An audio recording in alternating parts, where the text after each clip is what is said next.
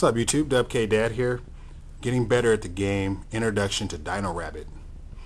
Now, you can best describe the Dino Rabbit deck as an aggressive control deck that uses the Dragon Exceeds, Legaia, and Dolka as their main win condition.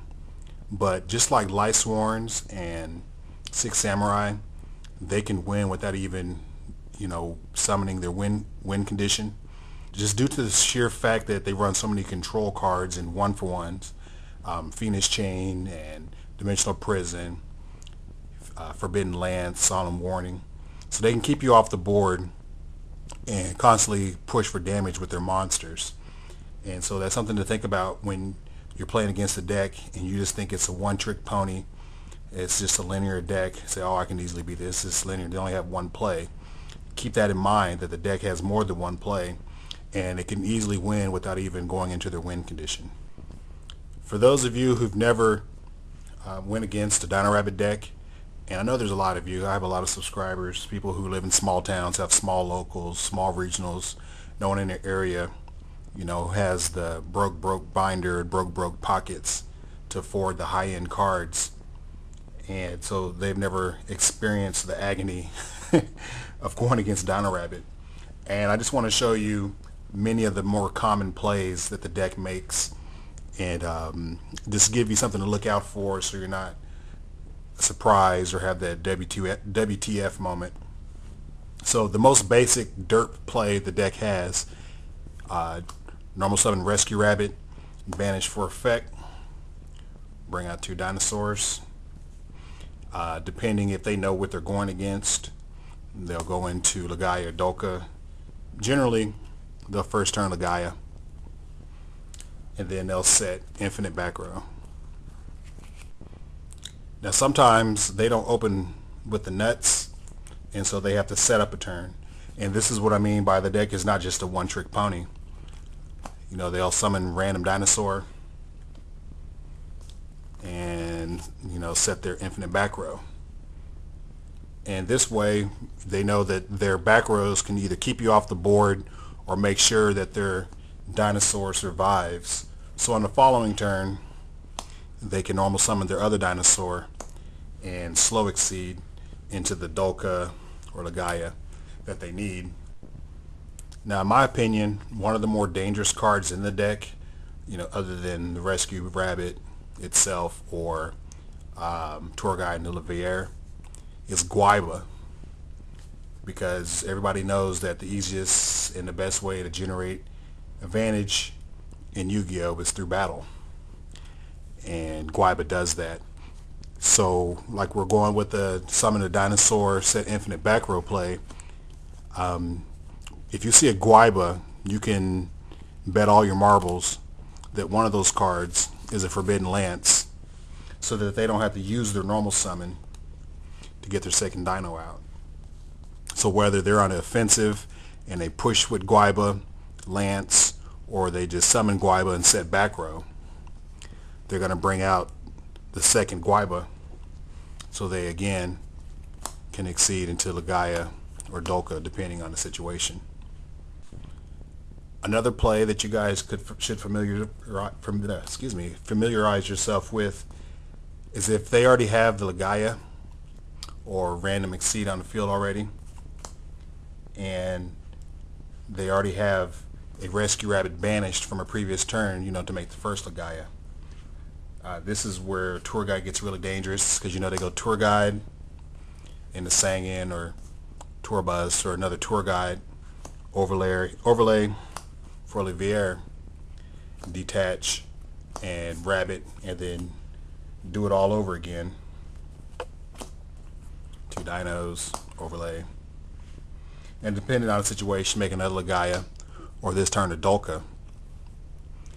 This setup is scary because if for whatever reason they detach their dinosaurs, then they can Avarice, detach their last material for Olivier, bring back the Rescue Rabbit, or at any rate detach their last material, bring back the Rescue Rabbit because it is a level 4, and then normal summon their other number 4 or level 4 monster in overlay for Utopia or Zenmeister, or soon to be Gemini Pearl when we get it soon.